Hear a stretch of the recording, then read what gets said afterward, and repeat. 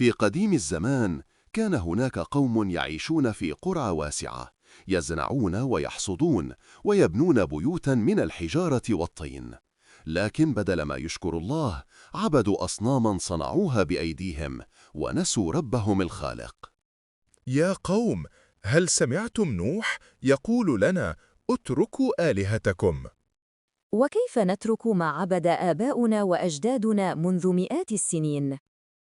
إن كان صادقا فلينزل علينا معجزة من السماء. ظل نوح يدعوهم ليلا ونهارا سرا وجهارا، لكنهم كانوا يسخرون منه في كل مرة. لقد سمعنا دعوتك يا نوح، لكننا لن نترك آلهتنا. إن كنت رسولا حقا فلتغير حالنا الآن وتجعل هذه القرية أنهارا وحدائق. نحن أقوياء بأموالنا وأولادنا ولن نتبعك مهما دعوت. هكذا قابلوا الحق بالعناد وأعرضوا عن كلمة الله. شوفوا أتباع نوح، مجرد فقراء ضعفاء لا يملكون شيئا. لو كان ما يقوله حقا لاتبعه حقا زعماؤنا وكبار القوم. انظروا إليهم يجلسون حوله كالأطفال. لكن هؤلاء الضعفاء كانوا هم المؤمنين الصادقين الذين لم يغرهم جاه ولا مال. أوحى الله إلى نوح أن يصنع سفينة عظيمة، سفينة لم يرى الناس مثلها من قبل. فبدأ نوح يجمع الخشب ويعمل بيديه. انظروا إليه يبني سفينة في الصحراء.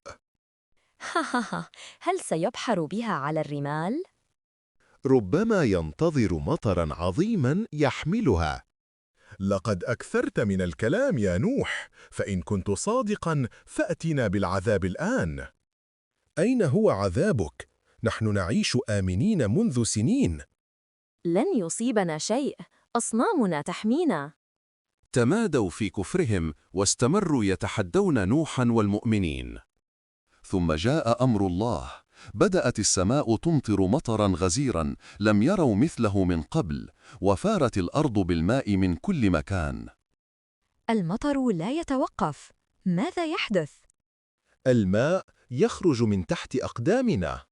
بيتنا يغرق يا أبي. اصعدوا إلى الجبال بسرعة. الماء يلاحقنا، لا مفر. يا ليتنا صدقنا نوحا. ارتفع الماء حتى غطى البيوت والجبال، ولم يبق من القوم أحد. أما المؤمنون فقد ركبوا السفينة وسارت بهم فوق الماء بأمان. الحمد لله الذي نجانا من القوم الظالمين. لقد تحقق وعد الله. وهكذا هلك قوم نوح الذين كذبوا واستكبروا، ونجى الله نوحا ومن معه من المؤمنين. إنها قصة تعلمنا أن السخرية من الحق لا تنفع، وأن الصبر والإيمان طريق النجاة.